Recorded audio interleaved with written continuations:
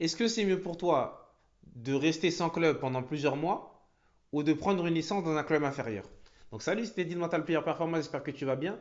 Donc cette question-là, je te la pose. Et moi, la réponse que je vais te donner, elle est toute simple.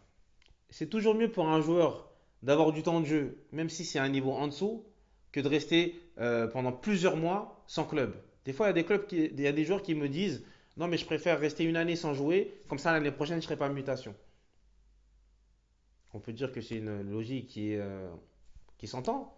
C'est pas mutation, tu ne seras pas muté, donc tu n'auras pas de problème pour trouver un club. Mais le problème, c'est que le club dans lequel tu vas vouloir signer, quand tu vas aller faire des essais, dans quelles conditions tu vas être physiquement, tactiquement, techniquement, comment tu vas être.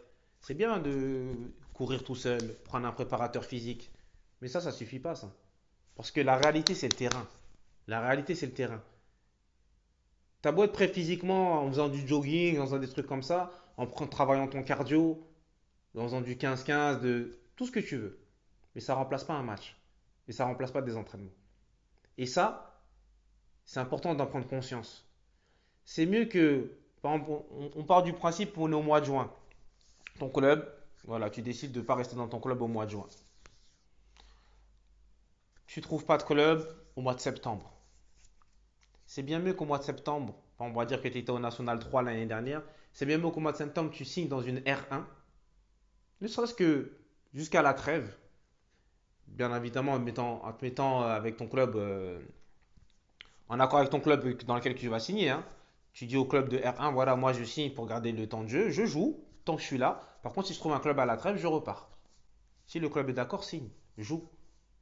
C'est bien mieux que de rester jusqu'au mois de décembre à rien faire. Pourquoi? Parce que tu penses que en décembre, c'est pas tous les clubs qui sont à la recherche de joueurs déjà premièrement, à ton poste aussi deuxièmement, et aussi quand tu vas aller faire tes essais, dans quel état physique tu seras.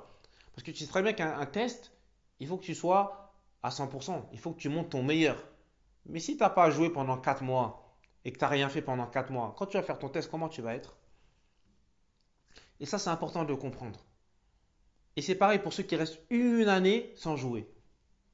Allez signer dans un club de niveau inférieur, c'est pas grave. Parce que la compétition est un club, ça c'est important. Un club, quand tu vas lui dire que pour ne pas rester justement à rien faire, j'ai signé dans un club de niveau inférieur, ils peuvent le comprendre ça. Ils peuvent le comprendre. Mais par contre, quand tu restes un an sans rien faire, va faire ton essai et tu vas voir comment tu vas être. Ça, c'est pas possible. C'est pour ça que c'est important, je me répète encore, le mieux, surtout pour les jeunes joueurs, c'est de jouer, d'avoir du temps de jeu. Plutôt que de rester là à faire des footings, à faire du 15-15, à faire des abdos, des pompes. C'est bien de s'entretenir, mais ça reste, c'est pas de la compétition. C'est pas la compétition. Donc voilà ce que je voulais partager avec toi et je te dis à très bientôt dans une prochaine vidéo.